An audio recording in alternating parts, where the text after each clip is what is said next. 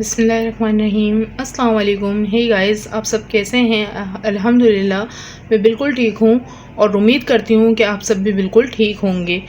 तो गाइस, आज मैं बहुत दिनों बाद व्लॉग स्टार्ट कर रही हूँ। तो क्योंकि मैं इतने दिनों से व्लॉग इसलिए शूट नहीं कर रही थी कि मैं काफ़ी ज़्यादा टेंशन में थी, मुझे काफ़ी ज़्यादा टेंशन थी, तो इसलिए मैं व्लॉग शूट नहीं कर रही थी। लेकिन अल्हम्दुलिल्लाह जिस वजह से मैं परेशान थी वो परेशानी मेरी सॉल्व हो गई है, सॉर्ट आउट हो गई है। तो अब इंशाल्लाह मैं आ गई हूँ दोबारा अपना व्लॉग शूट करने और इंशाल्लाह कोशिश करूँगी कि आइंदा भी डेली व्लॉग शूट कर सकूँ। तो गाइज़, जो प्रॉब्लम थी, जो परेशानी थी, वो मैं आपसे आगे जाके शेयर करूँगी। और अभी फ़िलहाल इवनिंग का टाइम हो रहा है। दोपहर में जो है मेरा जो मसला था वो सॉल्व हुआ है दोपहर में, तो सोचा आप लोगों के साथ भी मैं शेयर कर दूं। तो अभी यहाँ पर शाम का टाइम हो रहा है और शाम के टाइम पर जो रूटीन है, मतलब अब सारे काम तो मैं मॉर्निंग में कर लेती हूँ, बस थोड़ी सी डस्टिंग वगैरह जो होती है शाम में वो करना है। तो रूम वगैरह अल्हम्दुलिल्लाह मेरा बिल्कुल क्लीन है, बस थोड़ा सा जो होगा छोटा मोटा फैलावा बच्चों के घर में तो होता ही है, तो वो मैं समेट कर क्लीन कर लूँगी। और अभी जो है डिनर की तैयारी करेंगे और अभी डिनर में कुछ भी समझ में नहीं आ रहा है कि क्या बनाना है, क्या पकेगा, अभी तक कुछ भी नहीं सोचा। तो वेट कर रही हूँ हस्बैंड का, अगर वो आ जाएंगे तो थोड़ा सा हेल्प कर देंगे, बता देंगे कि मैं क्या बनाऊँ डिनर में। और आज जो है मीट वगैरह नहीं मिलेगा क्योंकि आज वेडनेसडे है, नहीं सॉरी वेडनेसडे नहीं है, ट्यूसडे है। तो ट्यूसडे को मीट वगैरह नहीं मिलता, चिकन मिल जाए शायद, हाँ चिकन तो मिल जाएगी। तो अभी हस्बैंड आ जाते हैं, फिर उनसे डिस्कस करते हैं, उनसे मालूमात करते हैं, पूछते हैं कि क्या पकेगा, वो मुझे बता देंगे। तो इंशाल्लाह फिर जो भी होगी डिनर की तैयारी वो आपके साथ ज़रूर शेयर करूँगी। तो बाकी फ़िलहाल घर पूरा मेरा नीट एंड क्लीन है और सारे काम मेरे हो चुके हैं। ये देखें, सब बिल्कुल सिमटा हुआ है रूम। बस अब जाती हूँ और जाकर दोपहर में जो बच्चों को खाना वगैरह खिलाया था तो उसके बर्तन रह गए थे, वो मैंने नहीं धोए थे। दोपहर में काफ़ी धूप हो जाती है क्योंकि घर बिल्कुल खुला हुआ है, तो यहाँ पर बहुत ज़्यादा धूप होती है और धूप में यहाँ खड़ा नहीं हुआ जाता, तो इसलिए मैंने बर्तन वॉश नहीं किए थे। लेकिन जब धूप वगैरह नहीं होती है, मौसम अच्छा होता है, तो मैं अपने काम टाइम से ख़त्म कर लेती हूँ। और बर्तन वैसे भी कोई ज़्यादा नहीं थे, थोड़े से बर्तन थे क्योंकि सुबह के बर्तन सुबह ही वॉश कर लेती हूँ मैं। और ये बस दोपहर में जब हम आए थे स्कूल से, उस टाइम पे उनको खाना वगैरह खिलाया था, तो उसके बर्तन हैं। और कल मैंने बनाई थी ब्लैक वाली दाल, जिसे कहते हैं खड़े मसूर की दाल, और चावल बनाए थे, चावल ख़त्म हो गए, दाल थोड़ी सी बची है। तो दाल अरहम को और मुझे पराठे से बहुत मज़े की लगती है, तो मैं और मेरा बेटा बनाएंगे पराठा और ये दाल भी फिनिश हो जाएगी। तो अरहम और मैं दोनों मिलकर इस दाल को रात तक फिनिश कर देंगे। तो गाइस, आप लोग जो है बिल्कुल भी मुझे सपोर्ट नहीं कर रहे हैं, तो प्लीज़ मुझे सपोर्ट करें, ज़्यादा से ज़्यादा मेरे चैनल को शेयर करें, लाइक करें, कमेंट्स करें एंड सब्सक्राइब करें, ताकि गाइज़ मेरा इस प्लेटफॉर्म पे आने का मकसद पूरा हो जाए। जो मकसद जिस मकसद के लिए मैं आई हूँ, जिस मकसद के लिए मैंने ब्लॉगिंग शुरू की है, वो मकसद मेरा पूरा हो जाए। तो प्लीज़ सपोर्ट मी, मुझे सपोर्ट करें। तो चले गाइज़, चलते हैं, बच्चों को देखते हैं। अभी आए हैं ट्यूशन से, कहाँ गए हैं।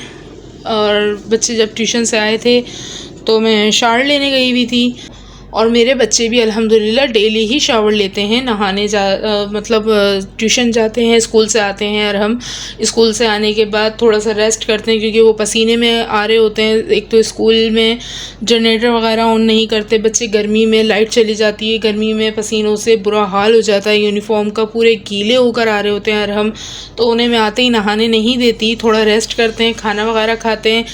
तो खाना खाने के बाद फिर जो है जब ट्यूशन का टाइम होता है तो वो भी ठंडे टाइम ही नहाते हैं दोनों भाई। तो शाम में वो दोनों भी नहा लेते हैं, मैं भी अपने काम करके नहा लेती हूँ। उसके बाद फिर ये ट्यूशन चले जाते हैं, ट्यूशन से आते हैं तो फिर उसके बाद अपना थोड़ा सा एंजॉय करते हैं, खेलते हैं, कूदते हैं। बच्चे रोज़ की एक्टिविटी होती है बच्चों की। तो बस अभी आए हैं ट्यूशन से, मुझे तो मालूम नहीं था कि मैं शावर लेने गई हुई थी, तो मैंने उन्हें देखा ही नहीं, बैग रख के बस वो चले गए आनन फानन बाहर। तो चलें देखते हैं उन्हें वो कहाँ गए हैं। तो गाइस मिलती हूँ मैं आपसे थोड़ी देर में। थोड़ा सा सोच भी लेते हैं डिनर में क्या तैयारी करनी है, क्या पकाना है। जो भी होगा वो आपके साथ मैं ज़रूर शेयर करूँगी। तो मिलती हूँ मैं आपसे थोड़ी देर में जी। तो गाइस अल्हम्दुलिल्लाह डिनर का डिसाइड हो चुका है और चलें मैं आपके साथ शेयर करती हूँ कि आज डिनर में मैं क्या बना रही हूँ। तो चलें।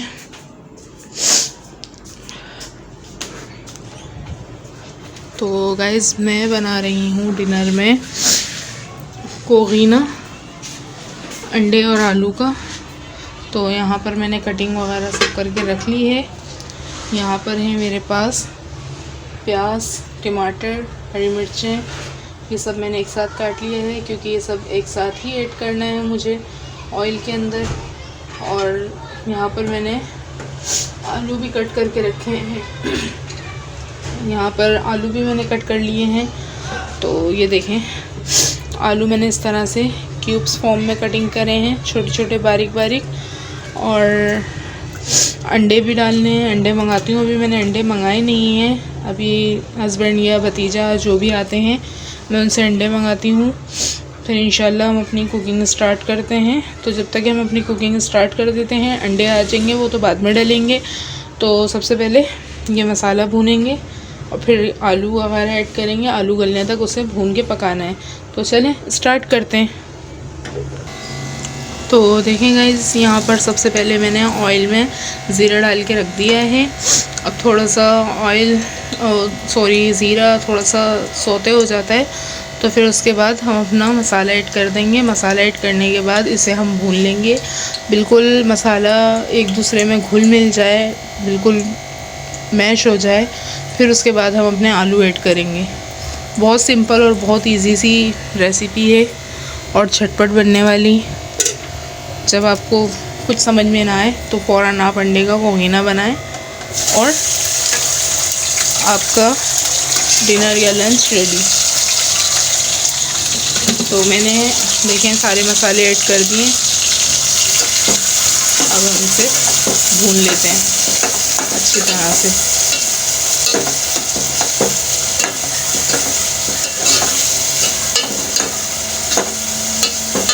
तो गाइस इसे थोड़ा सा भूनते हैं। जब ये सारे मसाले सॉफ्ट होकर एक दूसरे में घुल मिल जाएंगे फिर मैं आपको दिखाती हूँ इसका नेक्स्ट प्रोसेस।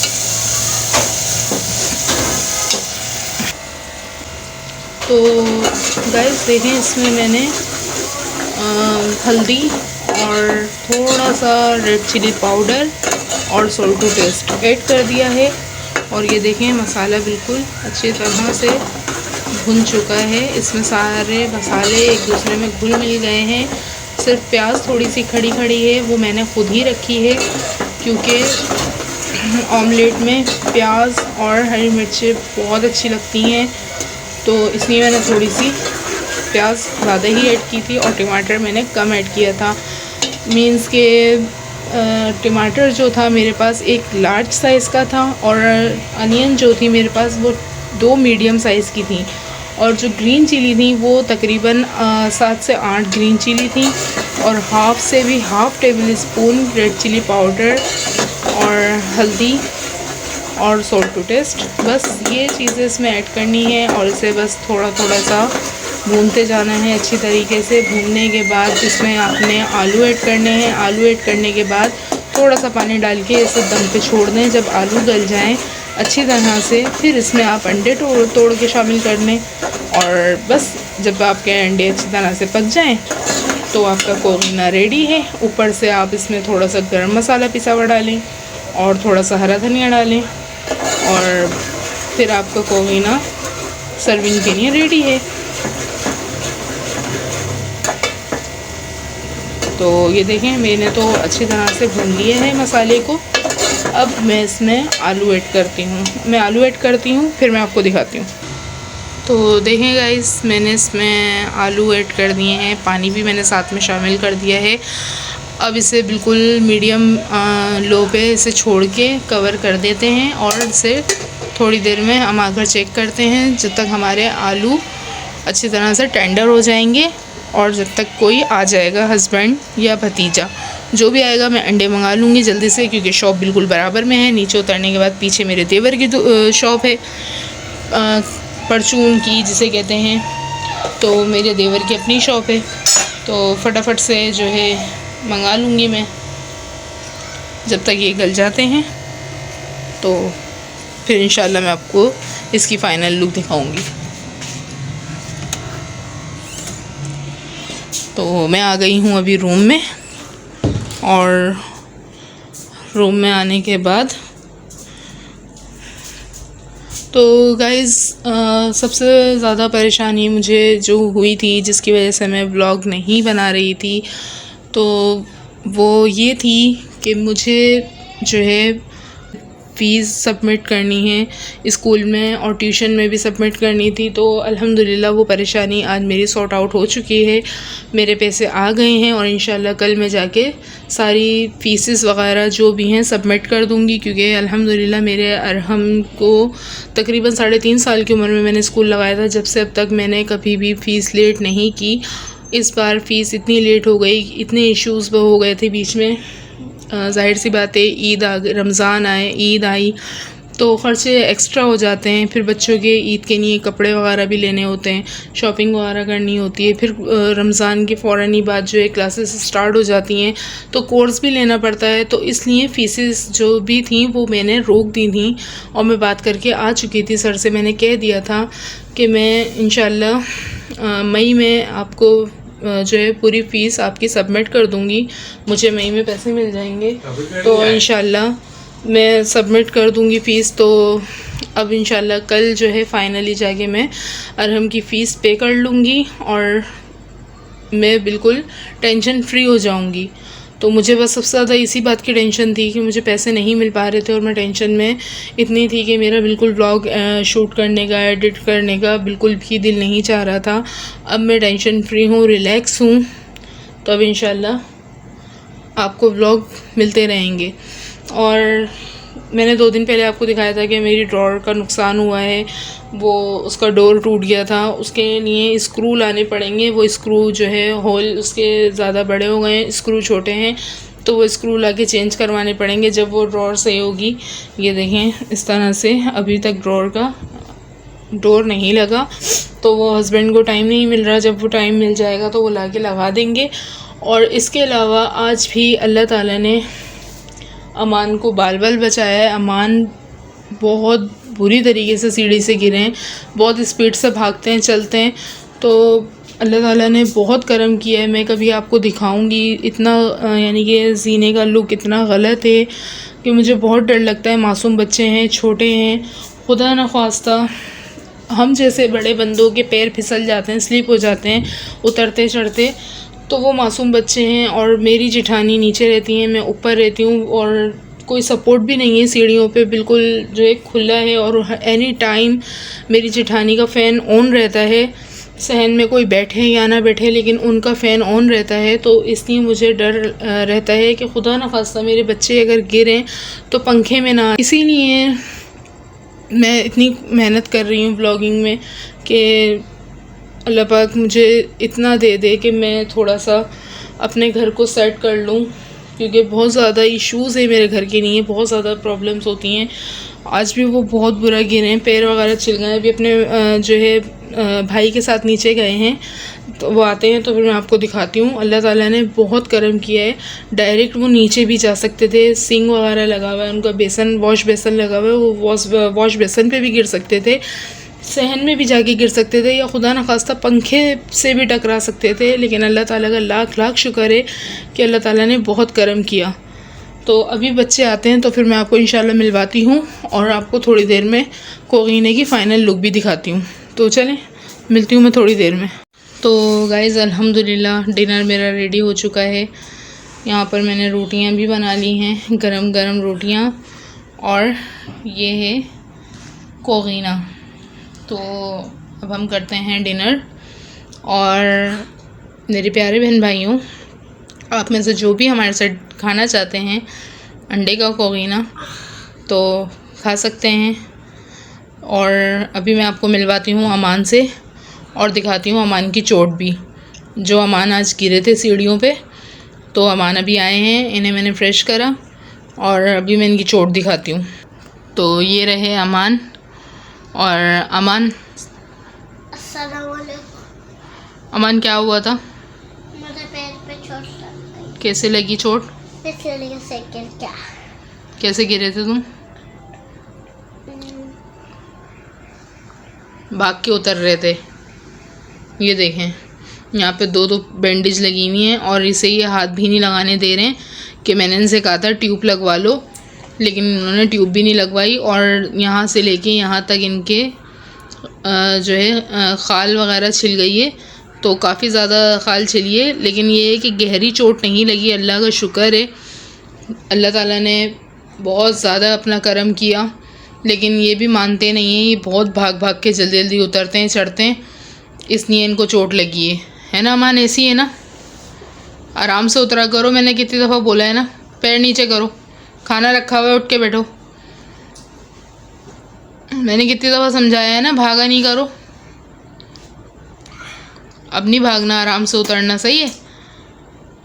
चलो, तो चले गाइस, अब हम करते हैं अपना डिनर और आपसे लेते हैं इजाज़त। आज का व्लॉग बस यहीं तक। तो जहाँ रहें खुश रहें, आबाद रहें, हंसते मुस्कुराते रहें, मुझे और मेरी फैमिली को दुआओं में याद रखें। मैं भी आप सबको अपनी दुआओं में याद रखती हूँ। तो मिलते हैं फिर किसी अच्छे से नेक्स्ट व्लॉग में। तब तक के लिए अल्लाह हाफिज़, अल्लाह निगहबान।